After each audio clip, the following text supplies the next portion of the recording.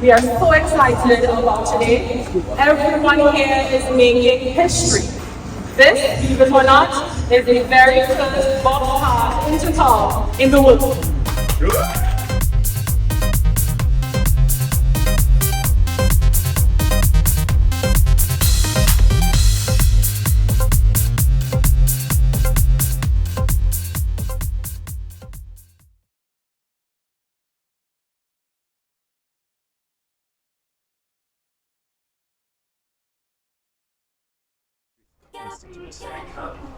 The Reef Institute was like your vision to me. So I did stuff on the reef. I did work on the reef in class in school. So it was nicer. It was a nice refresher. I did learn a good few new things, like how coral eat anything. I think the hands-on part about building a miniature coral by yourself was it helps different learning styles. So for me, I'm very hands-on, so that did help to guide me back, my attention back to the process. Today was very interactive, where we learned a lot about the coral reefs, and the people were very accommodating and kind, so that was also a good addition to it. I learned that there are, though few, we need to protect them because they're very helpful to us in terms of oxygen, and not only oxygen but also waves, so we can rely on them for safety against natural disasters and whatnot. On the Reef Institute, I find it was really cool. I did not know that it had coral that could survive so deep underwater. I always thought they could have only survived at like shallow waters. What else I found interesting was like how the corals reproduce. I just did not know that.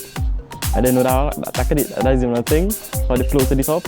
I didn't know it was proven that they could smell and hear. That they choose where they go based on that. Like where they go to settle based on that. I just didn't know that. Well, the Reef Institute was very impactful, mainly because I didn't know anything about our reef, and being able to learn about the reef between us in the Caribbean and Florida and all the other reefs in the world was really cool. So being able to form with my own hands allowed me to see it differently, and when I get in the water, I'm hoping to see what I built. So to be able to use this information when I next go to the beach and when I next go looking at coral, whether it's in an aquarium or in the ocean, I'll be able to not only recognize it but see what colors I see and how to recognize if the coral's alive or dead, or the different types of coral there are. So I think when I was seeing the Reef Institute, I was expecting there to be more connecting the coral to the animals themselves. So maybe next time, if we were to do this, find a way to connect something that all of us know a lot about and then teach us what we don't. Reef Institute, okay. So we learned about coral, we learned about why it's important. We learned about coral in Florida, and they're doing work in Turks and Caicos.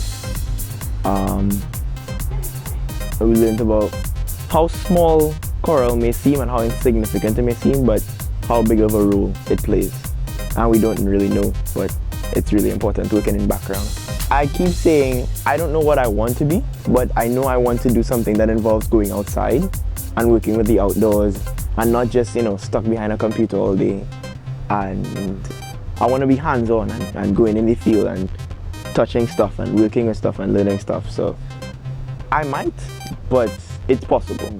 Educating people on why they need to preserve it, that would be nice to see in other Caribbean countries, especially in Buku. The reef is not what it was, and I would like to see it back to what it should be. All you have to do is tell other people why they need to not destroy. On letting people know it seems small, but it's a big thing that would be very beneficial, I feel, to research and what young people can do. I mean, as someone who comes from an island where coral reefs are, where we've got a lot of coral reefs, I was actually very surprised to hear some of the statistics about the importance of a coral reef. I was surprised to learn the things that I learned about corals. It got me thinking quite a bit about the ways in which this institute has been trying to restore and protect coral reefs. It really was a very eye-opening visit, and I think it was one that the students certainly enjoyed quite a bit, because in the second part in particular, when they were interacting with Karis, they had an opportunity to build the model of a coral, and they asked a lot of questions. They asked a lot of questions as they engaged inside of the actual making of this model of a coral. They had this interesting little experiment where they took some models of coral that were pre-made and dipped them into, I think, different temperatures of water, and they got to see the changes in color of the coral and that kind of thing. And you heard the oohs and the ahs, which is what you want. You really want your students enjoying learning. But Karis was also so very patient and spoke at their level and spoke their language. And I think that allowed for there to be a significant buildup of lingo between them, that when it was time to go, the kids really did not want to go. And when it was time to go, Karis didn't seem to want to let them go either. So it really was an excellent morning. And I have to say as well that the lady, Miss Fix, her session was also very, very instructive for me personally, hearing some of those statistics about coral reefs and the 1% barrier reefs and how much oxygen that they provide and those kinds of things was very, very eye-opening. So it was a very good visit.